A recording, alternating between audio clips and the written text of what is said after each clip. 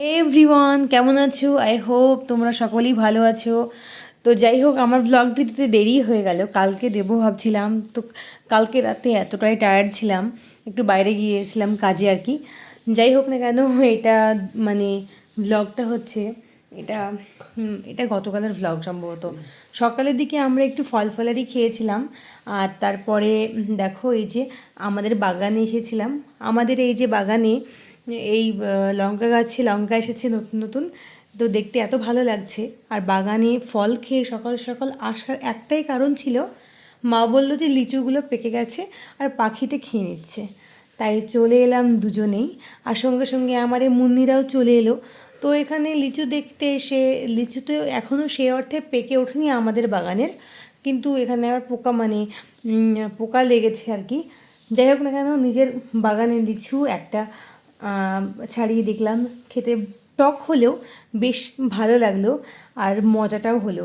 আর এখানে আমি আর আমার বর দুজন মিলেই এই লিচু নিয়েই গল্প করছিলাম। যাই হোক, এই করতে করতে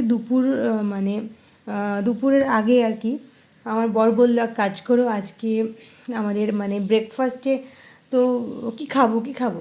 তো আমি ভাবলাম যে এক কাজ করি, তোমাকে একটু করে মাটন পাতলা করে ঝোল করে দিই, আর তার সঙ্গে একটু করে বাসন্তী পোলাও করে দিই। তো ওকে একটু বাসন্তী পোলাও করে দিয়েছিলাম। আর এই যে দেখো, আমি এখন ভয়েস ওভার দিচ্ছি, আর কি ঝড় উঠেছে, লাইট চলে গেছে। যাই হোক না কেন, তাড়াতাড়ি করে ভয়েস ওভারটা দিতে হবে। আর তারপরে মা দুপুরের জন্য রুই মাছ নিল। তো মা বললো, এক কাজ করো, তুমি যাও গিয়ে মাছটাকে পরিষ্কার করে নিয়ে এসো। আর আমাদের গ্রামের দিকে না এইভাবে কেউ, যেমনটা বাইরে একটু শহরের দিকে হয়ে থাকে, হয়তো 10 টাকা দিলাম, কেটে পরিষ্কার করে পুরো আঁশ তুলে দিল, কিন্তু আমাদের এখানে সেই অর্থে হয় না। তাই নিজে থেকে মাছটা পরিষ্কার করে নিতে হয় আঁশ তুলে। তো যাই হোক, আজকে আমাদের দুপুরে এই যে ব্রেকফাস্টে তো ফল খেয়েছে, তারপরে বাসন্তী পোলাও খেয়েছে, আর এখন বানানো হচ্ছে ঢ্যাঁড়স দিয়ে আলু দিয়ে একটু মাখা মাখার এই পোলাওটা আছে, মাটন ঝোলটা আছে, আর তার সাথে মাছটা ভাবছি দুপুরে রান্না করব। মাটন আছে, তারপরেও ভাবছিলাম বলো।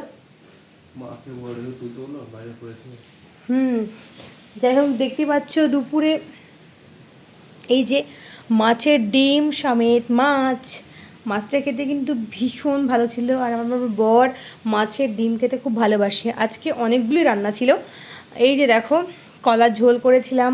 আর ও না আমার হাতে রান্না এতটাই পছন্দ করে, কি বলবো। এটা আমার বড় বলে না, প্রত্যেকটা বরেরাই তার ওয়াইফের হাতে রান্না পছন্দ করে। আর এখানে একটু ঝিঙে পোস্ত বানিয়েছিলাম। তো ঝিঙে পোস্ত, তারপরে কলার ঝোল, কাঁচকলা, তার সঙ্গে ছিল এই যে ঝিঙে পোস্ত। বর ফার্স্ট টাইম খেয়েছে, খেয়ে তো পুরো মুগ্ধ, আমার হাতে আর কি ফার্স্ট টাইম। যাই হোক না কেন, ঢ্যাঁড়স দিয়ে আলু দিয়ে ছিল, মাটন তো ছিলই, তারপরে ওই যে মাছের ডিম, মাছ সবগুলো খেলো। তো এসব মিলিয়ে খেতে তো ভীষণ ভালো লাগছিলো। আর আমি মনে করি যে না, দুপুরের খাবারটাই মেন খাবার, রাতের চেয়েও ওই সময় তৃপ্তি করে খাওয়া হয় আর কি। ঠিক বললাম তো?